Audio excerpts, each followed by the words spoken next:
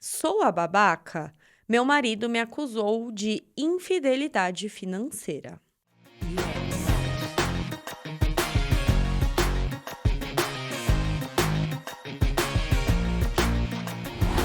E aí, galera? Bem-vindos a mais um episódio do Só Pode Ser História. Eu sou a Isa, e se é episódios mais longos que vocês querem, é episódio mais longo que vocês terão. Hoje, por coincidência, eu escolhi uma história, com um título que me chamou a atenção, e aí eu queria entender do que ela era. E, gente, quanto mais eu fui pesquisando, mais coisa apareceu. Então, essa história é bem comprida. Então, sentem-se, sabe, gente? Vamos ficar todo mundo aí bem confortável, porque hoje a história vai que vai. Vamos lá, essa história veio do Reddit e o título dela é: Sou a babaca? Meu marido me acusou de infidelidade financeira. Eu e meu marido temos 33 anos, somos casados há 10 e estamos juntos desde a faculdade. Desde o começo, a gente decidiu que estabilidade financeira seria prioridade e, com planejamento e um pouco de sorte, a gente conseguiu. Hoje, nós dois temos ótimos empregos, cada um ganhando quase 200 mil por ano. Pagamos nossos empréstimos estudantis poucos anos depois de formados, até porque estudamos em universidades estaduais com algumas bolsas, então a dívida nem era tão alta. Moramos na casa que eu herdei da minha avó, então não temos hipoteca. Não usamos créditos e não temos dívidas de cartão. A gente faz o máximo de contribuição possível e já acumulamos um fundo de emergência suficiente para 18 meses. E seguimos aumentando. Nossos carros estão quitados e devem durar pelo menos mais 5 anos. O jeito que a gente organiza o dinheiro é meio híbrido. Temos contas conjuntas e uma conta poupança, e contas separadas para o que chamamos de dinheiro de diversão. Todo mês, cada um recebe uma quantia bem generosa para gastar como quiser. Hobbies, roupas, rolês com os amigos, essas coisas. Esse dinheiro não pode ser usado para viagens, encontros, eletrodomésticos, reparos da casa ou qualquer gasto conjunto, que sempre sai da nossa conta compartilhada. Também combinamos que qualquer bônus do trabalho ou renda extra vai direto para o nosso dinheiro de diversão individual, a não ser que apareça um gasto grande, tipo um reparo importante na casa. Nesse caso, o dinheiro pode ir para a conta conjunta. Quando se trata do nosso dinheiro de diversão, meu marido sempre gasta bem mais do que eu, e não é surpresa. Os hobbies dele são caros: golfe, colecionar itens esportivos, roupa de grife, e tudo bem, porque o dinheiro é dele. Já os meus hobbies são bem mais simples: correr, treinar, ler, cozinhar alguma coisa.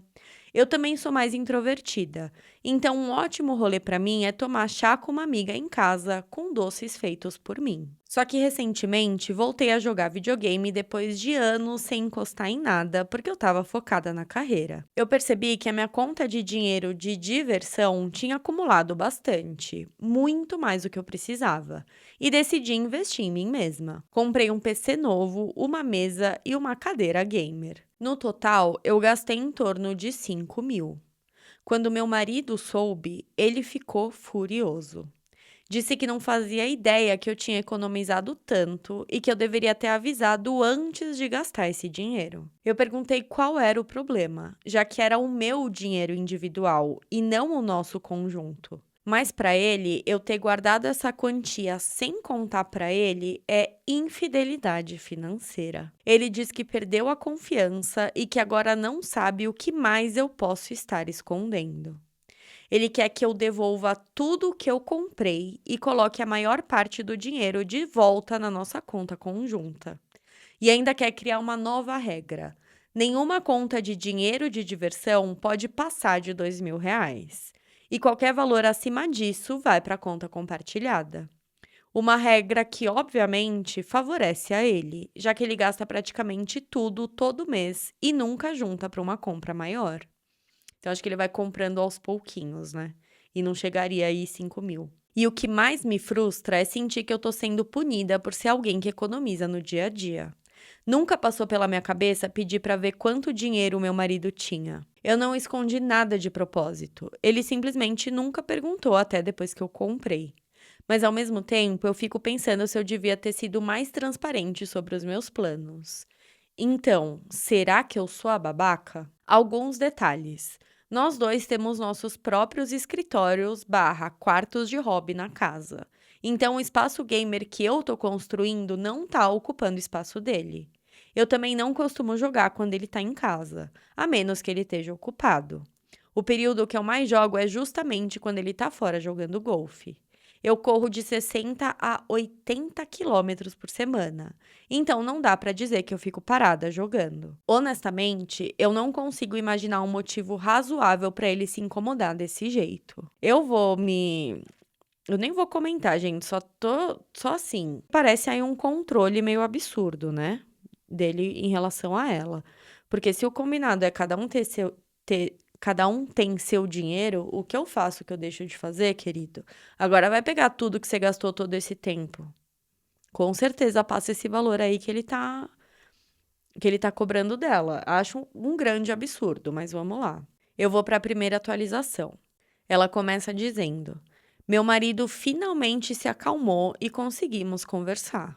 E como muita gente comentou, o problema não era o dinheiro em si, era um sintoma de algo muito maior. Segundo ele, já faz um tempo que ele anda se sentindo infeliz no nosso relacionamento, e por alguns motivos específicos. 1.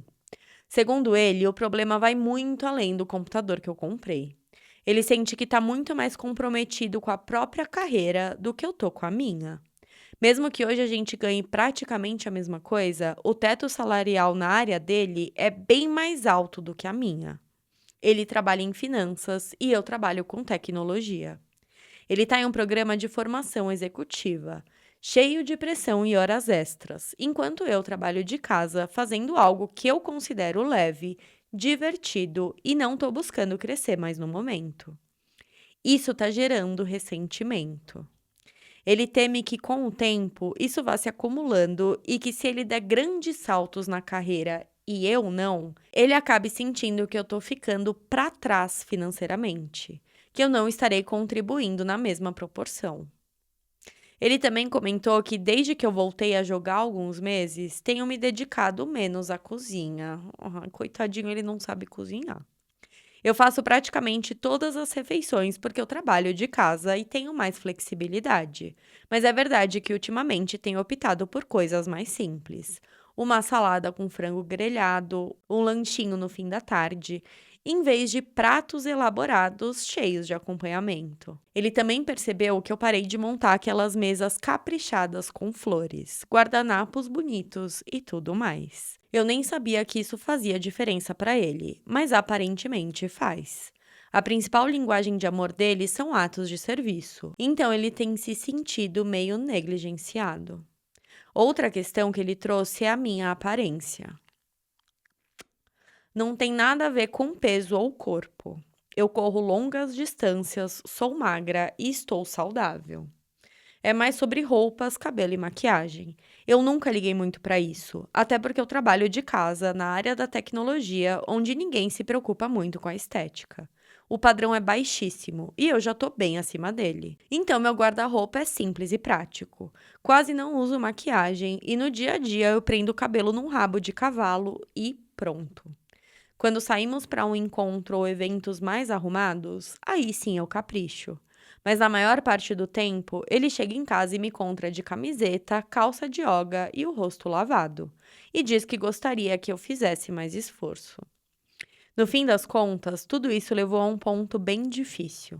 Ele disse que começou a notar outras mulheres.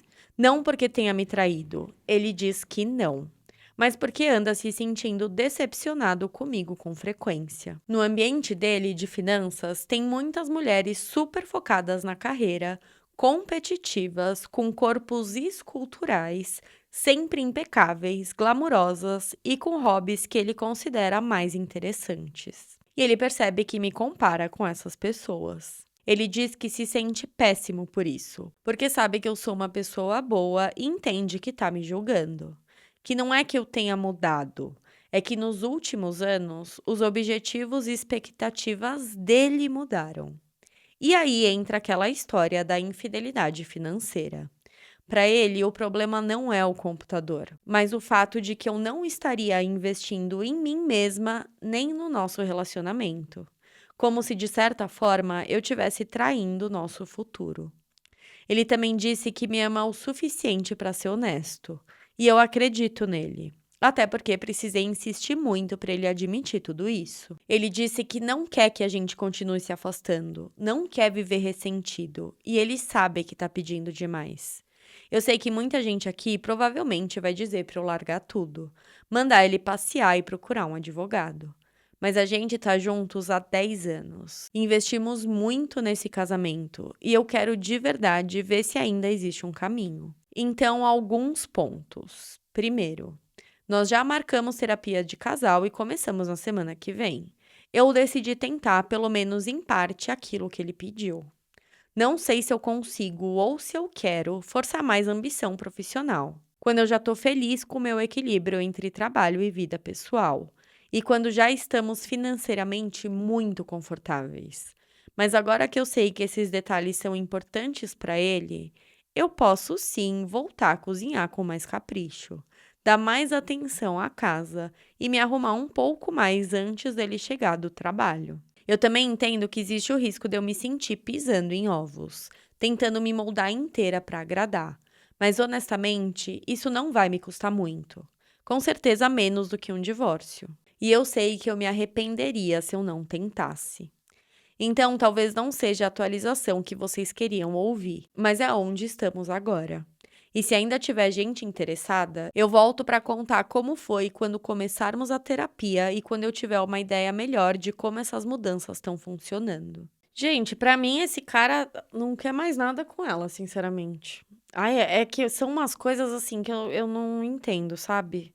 Ele tá criando um problema futuro que ele nem sabe se vai acontecer. "Ai, se você não me acompanhar financeiramente, se você não sei o que, não sei o que lá". E aí quer que a mulher receba ele toda bonitinha, toda com mesinha posta.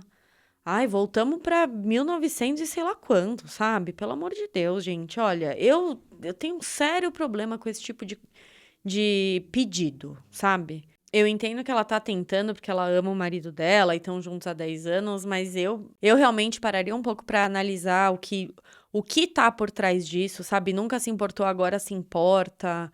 Ele fala que ele não quer julgar, mas tá julgando muito, comparando com outras pessoas, sabe?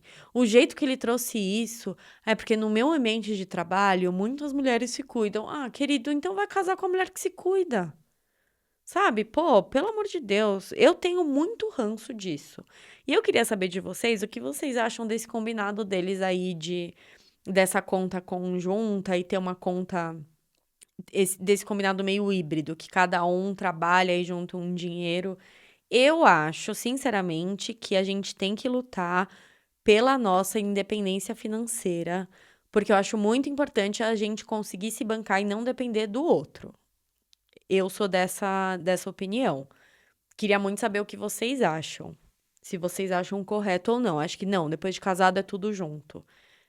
Eu, sinceramente, prefiro que o meu dinheiro seja o meu, sabe, o da outra pessoa seja o dela. Lógico, vamos dividir aí o que a gente banca. Se um apertar, demorou, eu te ajudo. Se apertar pra você, eu te ajudo e vice-versa. Mas eu sou do time que preza pela independência financeira, mas quero muito saber o que vocês pensam. Antes dela ir para atualização, ela faz uma edição, que parece que as coisas já começaram a mudar aí na cabeça dela. Ela começa dizendo: "Vou encerrar a noite, mas queria agradecer pelas respostas. Elas realmente abriram meus olhos. Percebi que eu mereço ser tratada melhor do que eu tô sendo, e que as expectativas que o meu marido colocou sobre mim são injustas e irreais. Ainda mais porque ele não faz absolutamente nada para facilitar a minha vida ou mostrar que valoriza o que eu já faço. Eu fui muito condicionada a agradar, a ser boazinha, e isso claramente afeta o que eu enxergo como razoável. Então agora eu preciso pensar o que eu realmente quero. O que vai me fazer feliz, especialmente se eu tiver que continuar me diminuindo, me moldando, me contorcendo para agradar outra pessoa. Eu realmente quero continuar num casamento assim? Eu sinto que eu tô me colocando pra baixo demais se simplesmente aceitar tudo que ele tá pedindo. Eu ainda vou na terapia de casal, mas acho que antes de mudar qualquer coisa, vou esperar ouvir uma opinião profissional. Edição adicional. Só pra deixar claro, o visual que ele anda criticando é bem parecido com esse aqui. Gente, aí eu vou colocar as fotos aqui ou aqui. Acho que eu vou colocar ambas ou aqui. Então, se você tá me vendo aí no YouTube, você vai me ver claramente, né? Se você me ouve pelo Spotify, dá uma pausa e olha aqui, ó. É esse look que ela tá falando. Aqui, ó. Gente, acho assim, se eu me vestisse assim, acho que meu marido estaria feliz, porque eu me visto igual. Sabe o Adam Sandler real? Essa sou eu no dia a dia. Eu tô cagando pra isso, eu trabalho da minha casa. Eu tenho zero isso de, vou me arrumar pra trabalhar. Não, eu acordo, lógico, né? Faço tudo que eu tenho que fazer, mas a roupa que eu coloco, tem gente que não acha legal. Eu caguei baldes, tá? Então o look dela é esse aqui. O que vocês acham? Gente, eu acho, nossa, pra mim tá muito bom. E aí ela diz, porque essa pessoa que tá aparecendo ou aqui desse lado, ela diz: "Essa não sou eu, mas é um look parecido. Uma camiseta justa, calça de yoga, cabelo preso num rabo de cavalo. Nada largado, nada desleixado. É um look casual, mais arrumadinho. Não tô em casa de moletom velho, roupas enormes e camiseta furada. Nem perto disso." Não vou julgar, porque sim, eu estou desse jeito, né? Mas tudo bem. Então, tá aí, ó. Agora eu vou tirar, mas tá aí o look que ela tá falando. E aí a gente vai pra segunda atualização. Gente, eu acho que vai dar uma bomba. Eu não gosto desse cara, tá bom? Eu não gosto desse cara. E um comentário que ela fez na edição me lembrou de um comentário que eu ia fazer. Ele cobra tanto dela, o que será que esse homem tá fazendo por ela? Sabe, será que também não ajuda ajuda não, né, faz a parte dele? Será que também surpreende com um jantar, um almoço sem esperar que ela cozinhe? Sabe, então, provavelmente não. Bora para a segunda atualização. Ela começa dizendo: "Quanto mais eu pensava na situação, mais aquelas solicitações dele, que na verdade eram exigências, começaram a me incomodar. Então, no fim de semana, resolvi fazer um experimento. Não porque eu concordasse com o que ele queria, mas porque eu tinha a sensação que não importa o que eu fizesse, ele continuaria no mesmo padrão. Que eu estava num jogo que eu nunca poderia vencer.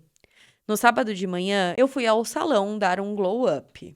Cortei o cabelo, fiz novas luzes, manicure, pedicure. Depois passei no mercado, comprei flores frescas para mesa e vários ingredientes gourmet. Normalmente, sábado é a nossa noite de encontros fora, mas eu sugeri que a gente ficasse em casa para eu preparar um jantar especial. Preparei tudo. Sopa de lagosta, cestas de pães artesanais com vários tipos de pãezinhos e muffins salgados, meu Deus que fome, cogumelos recheados, filé mignon, batata gratinada e, para fechar, mousse de chocolate branco com framboesa. Gente, eu salivei pesado aqui. Me arrumei inteira, vestido novo, salto alto, cabelo feito, maquiagem completa. E por tudo isso, o que eu recebi foi um "obrigada, tava gostoso", dito sem emoção, e um beijo na bochecha. Ah, e claro, eu servi tudo e ainda fiquei responsável pela limpeza depois. No domingo, que é quando normalmente saímos para comer fora, ele sugeriu que eu fizesse um brunch em casa. Então lá fui eu. Café fresquinho, suco de laranja espremido na hora, waffles, é waffles que fala, né, gente? Waffles com cobertura de banana, ovos mexidos com parmesão, batatinhas assadas e bacon caramelizado. Nossa, queria muito comer isso. Me arrumei de novo, vestido novo, sandália na bela, cabelo e maquiagens feitos. E mais uma vez, tudo que eu recebi foi: "Obrigado, tá bom", dito sem entusiasmo. E nenhuma ajuda para servir ou limpar. Depois perguntei se era isso que ele queria quando fez as críticas. Ele disse que era um começo, mas que eu estava sendo muito arrogante por querer reconhecimento por coisas básicas de adulto. Gente, é pratada na cara, tá bom? Pratada na cara. Pra mim é louça voando na sala, em todo lugar. E aí ele soltou a bomba, que estava sendo tão exigente comigo, porque percebeu que eu tinha muito a compensar, meu senhor, por ser uma mulher de baixo valor. Perguntei na hora o que isso significava. E ele respondeu que era porque eu não era virgem quando nos conhecemos. Aí ela escreve "quê?" e vários pontos de interrogação. Só para contextualizar, nós começamos a namorar com 21 anos. Nenhum dos dois dizia ser virgem. A gente nem colocou isso como expectativa. A não ser entre pessoas muito religiosas, e nós não somos, é difícil imaginar universitários dessa idade sendo virgens. Eu fui completamente transparente desde o começo. Tinha tido 2 parceiros antes dele. Meu namorado do ensino médio, com quem eu terminei quando fomos para a faculdade, e outro namorado do meu primeiro ano da faculdade. Só isso. 2 relacionamentos sérios, nada casual. Mas ele continuou. Disse que por causa desse baixo valor, eu teria que compensá-lo pelo resto da vida. Que eu não merecia monogamia, nem tratamento igual. Que eu deveria agradecer por qualquer pessoa ter aceitado se casar comigo. E aí veio a bomba final. Que ele já estava conectado com alguém do trabalho. E que se eu quisesse manter o casamento, era melhor eu começar a me esforçar. Eu respondi que não parecia haver nada para salvar se ele já não me amava. Não gostava e nem sequer me respeitava. Mandei ele sair de casa. E ele disse que iria com prazer para casa da namorada dele. Eu sei que muita gente aqui já estava dizendo há tempos que ele tinha outra pessoa. E eu simplesmente não quis enxergar. Achei que ele estava estressado com o trabalho, que realmente queria melhorar nosso casamento. E agora eu me sinto muito ingênua por ter aceitado isso. Então eu decidi respirar. Tirei a semana de folga para tentar me reorganizar. Tenho uma consulta com uma advogada amanhã. Cancelei a terapia de casal, já que isso não faz mais sentido, mas marquei com uma terapeuta individual, que vai me atender ainda essa semana. E hoje à noite ele volta aqui. Gente, não é possível. Junto com a namorada para pegar mais roupas e coisas dele. Então tô tentando me preparar emocionalmente para isso. E só para deixar claro, eu não acho que eu tenho baixo valor. Por um tempo, deixei meu marido mexer com a minha autoestima e me fazer duvidar de mim mesma. Mas agora eu enxergo que isso sempre foi um problema dele. Nós não compartilhamos mais os mesmos valores, nem os mesmos objetivos, e ele virou alguém que eu simplesmente não reconheço. Eu sei que o divórcio não vai ser fácil, nem agradável, mas eu vou ficar bem. Eu agradeço demais a todo mundo que me ajudou a perceber o que estava acontecendo antes que eu perdesse ainda mais tempo com ele. Antes mesmo que eu perdesse ainda mais tempo num casamento que já tinha terminado faz tempo. Ai, gente, olha. Não caiam nesse papinho de pessoa de baixo valor, tá? Pelo amor de Deus. Não vamos cair nesse papinho frouxo. Agora, voltar na casa dele pra pegar as coisas com a namorada. Eu não preciso aqui repetir um negócio muito óbvio que esse cara tá cagando pra essa mulher e que ele não tem o menor respeito por ela. Então, no lugar dela, não teria mais nada dele na minha casa, tá? Teria uma fogueira com todas as coisas dele queimando.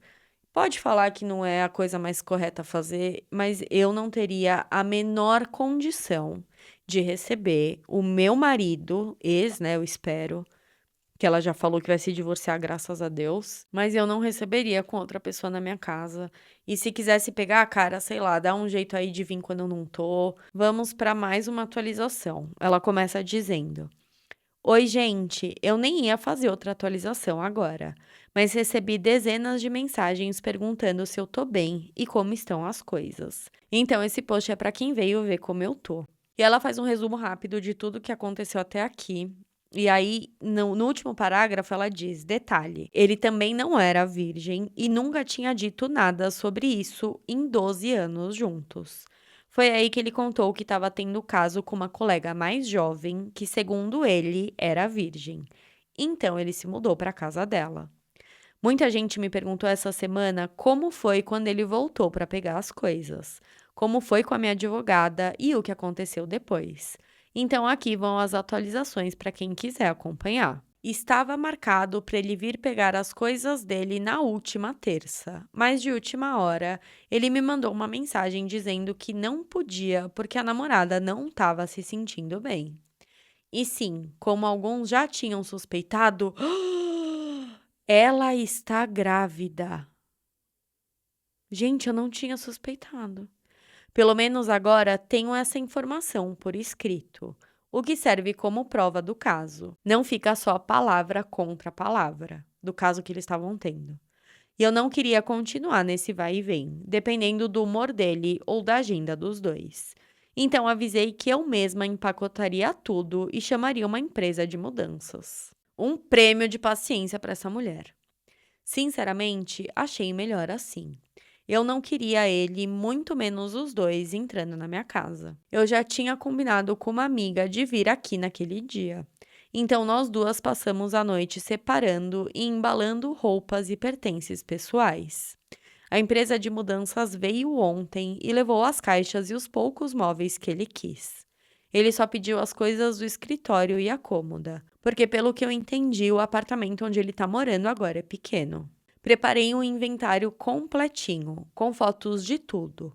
Mandei para ele e ele aprovou. Então não tem como alegar depois que algo foi quebrado, perdido ou estragado. Depois de organizar a mudança dele, fui à clínica fazer exames de DST.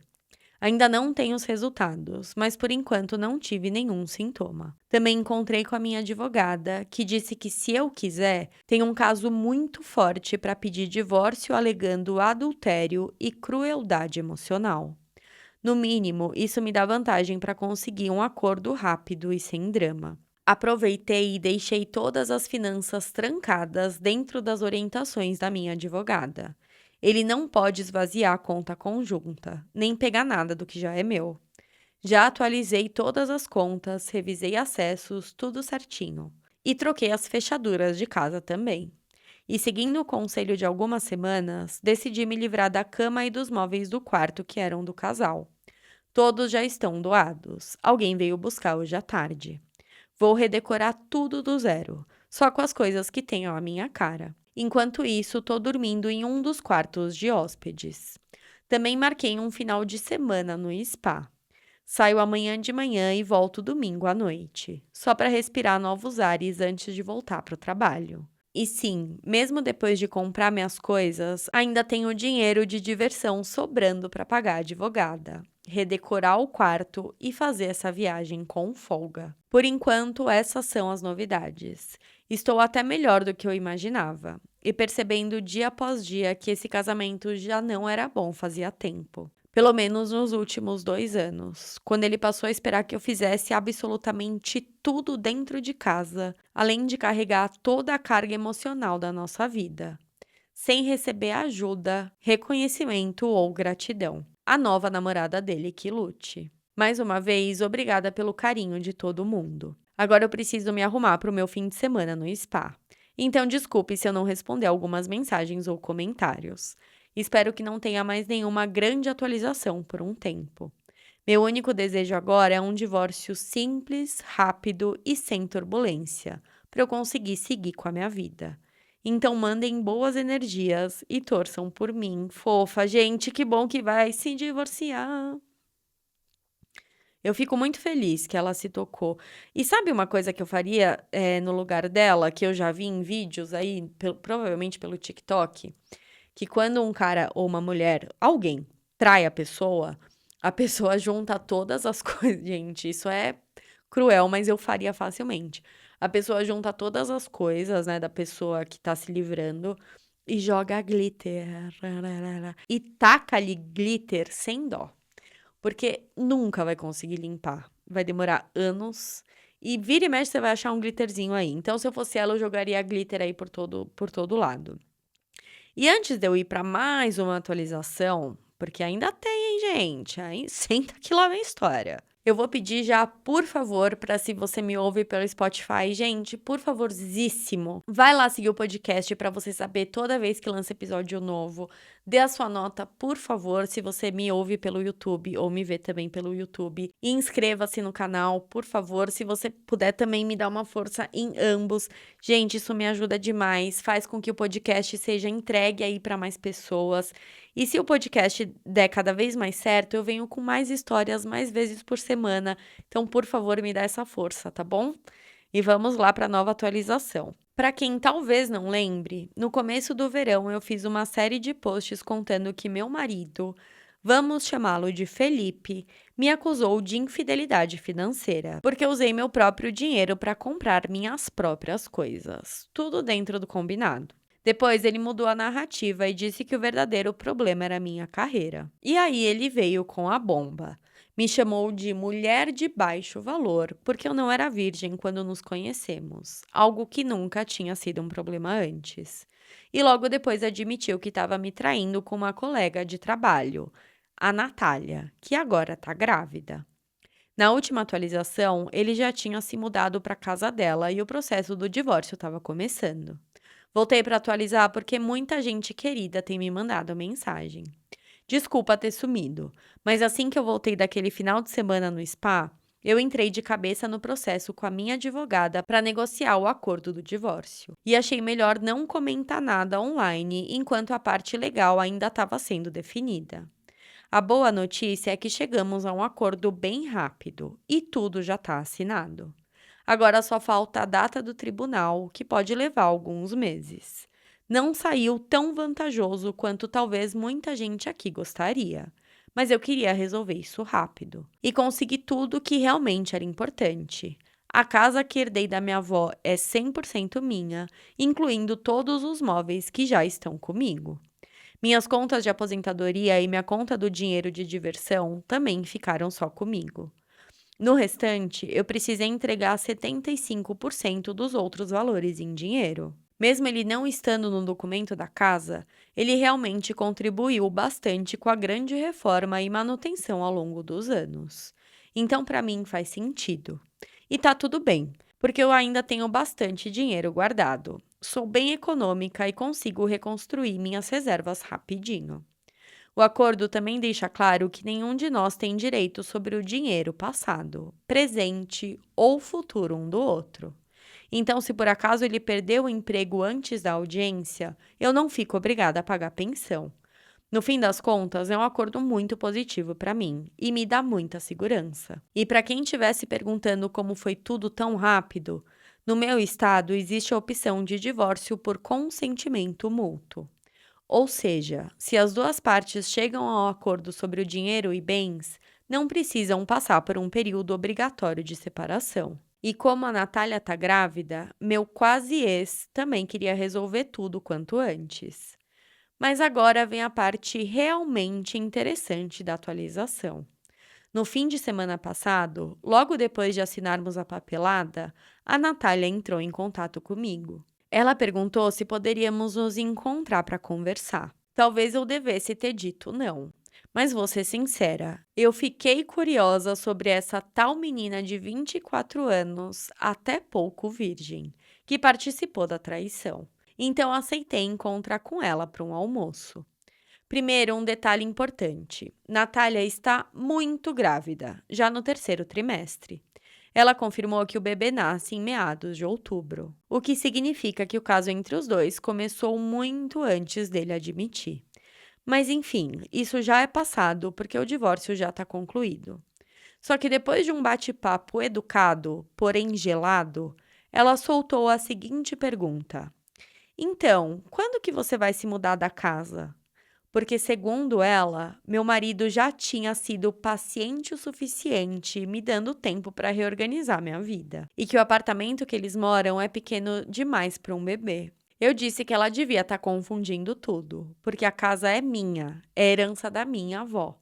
E aí eu perguntei: tá, o que exatamente ele contou sobre mim e sobre o nosso casamento? E foi aí que desmoronou. Uma sequência infinita de mentiras dele, misturadas com pedacinhos de verdade, começou a sair da boca dela. Entre ela, essas pérolas. Sim, Felipe e Natália realmente se conheceram no trabalho, mas isso aconteceu há mais ou menos um ano, quando os dois estavam participando de um processo seletivo. Segundo Natália, eles viraram amigos primeiro, antes de começarem algo romântico. E aí vem a parte pesada. Meu ex contou para ela que, embora ainda fosse casado legalmente, nós estávamos separados espiritualmente e vivendo vidas independentes desde 2020. Que ele não quis me tirar a casa durante a pandemia porque eu ganhava pouco e morávamos numa região de custo de vida alto. E ele não queria me deixar desabrigada.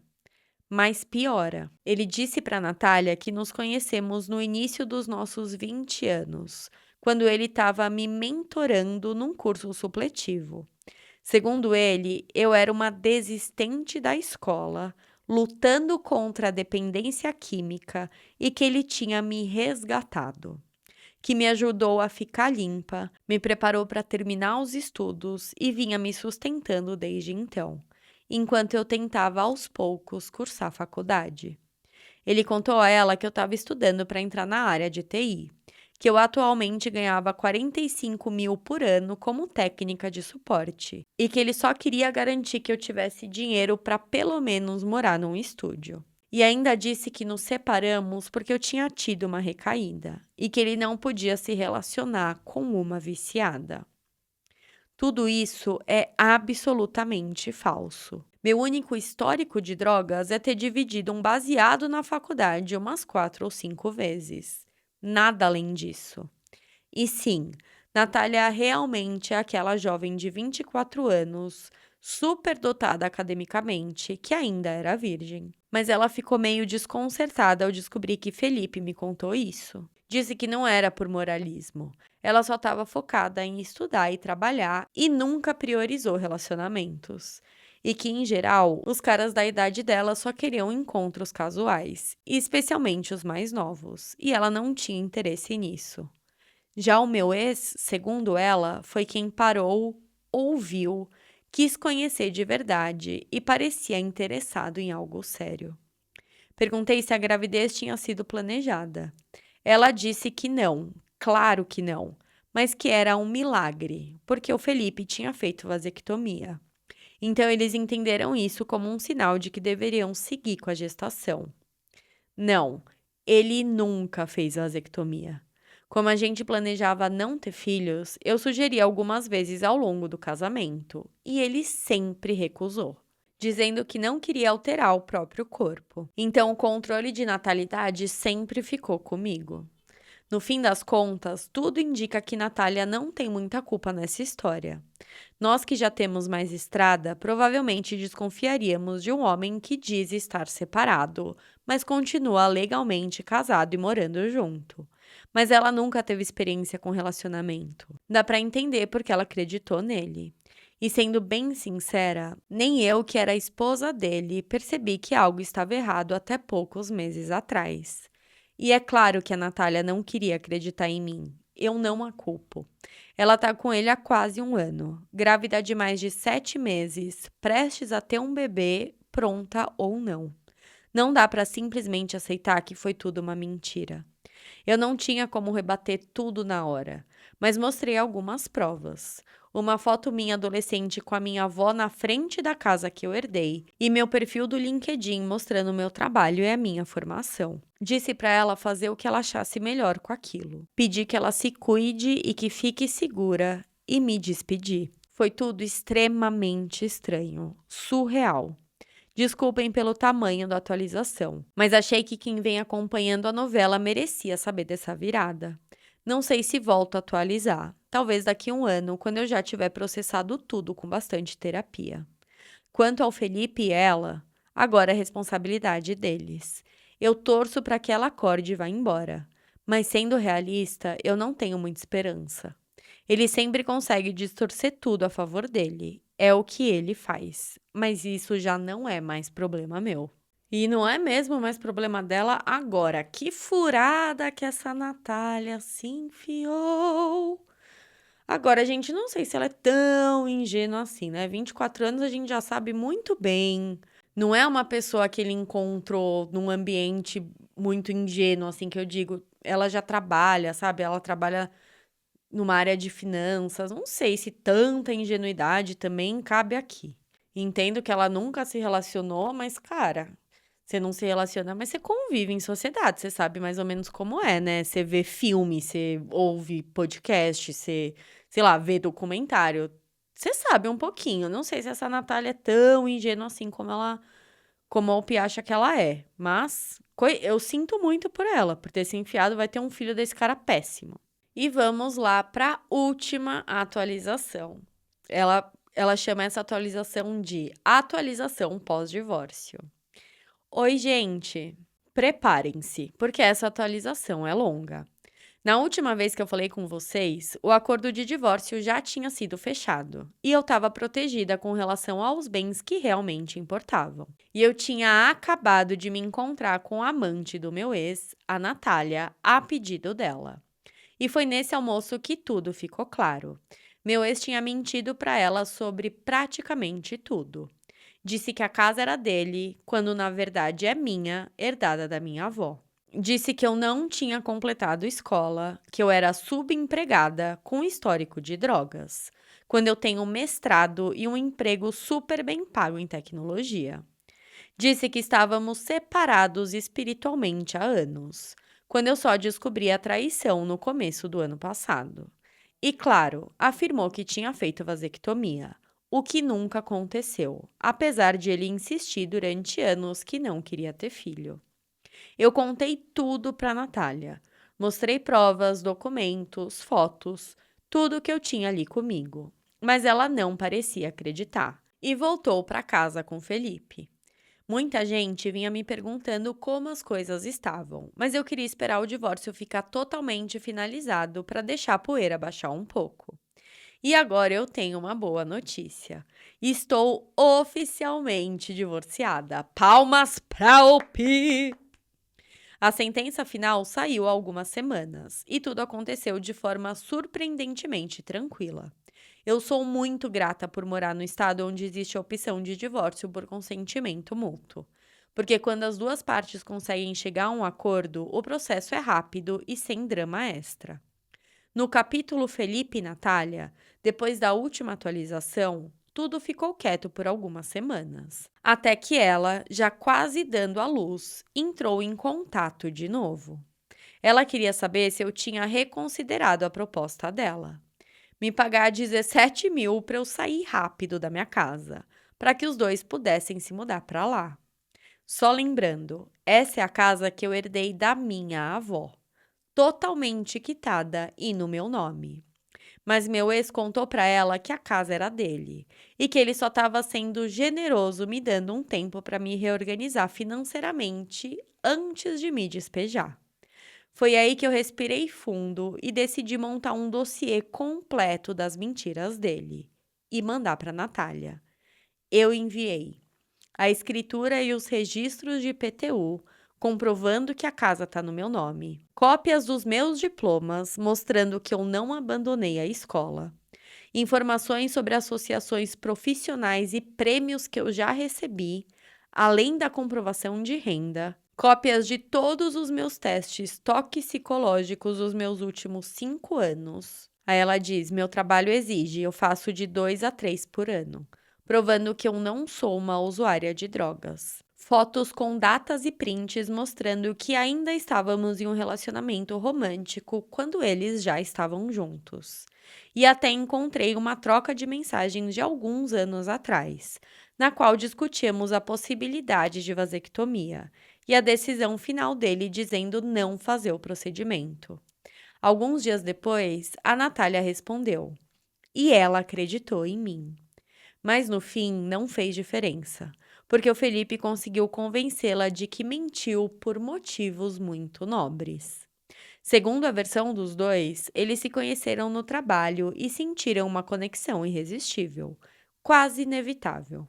Só que como meu ex era casado, ele achou que se a Natália soubesse, ela teria duas opções: se afastar e perder o amor da vida dela, ou continuar o caso, mas tomada pela culpa. E para poupá-la desse sofrimento, ele resolveu criar uma história alternativa, na qual o casamento já tinha acabado, só seguia legalmente porque eu era uma mulher instável, sem estudos, com problemas com drogas e incapaz de organizar a própria vida. Assim, ela poderia acreditar que ele era, na prática, solteiro. Que herói, né? Carregando todo o peso da mentira sozinho. Infelizmente, a Natália disse que entendeu e o perdoou na hora. E como o bebê podia nascer a qualquer momento, dá para imaginar o impulso de se agarrar a qualquer justificativa para não desmoronar, mesmo que a verdade seja terrível. Mas no fim, não é mais problema meu. A Natália teve o bebê há pouco mais de um mês e agora ela e o Felipe vão ter que construir ou sobreviver à vida que vier pela frente. E quanto a mim, eu tô ótima. Inclusive, recebi uma promoção enorme no trabalho. E isso veio acompanhado de um aumento de 40%. A nova função começa no que vem.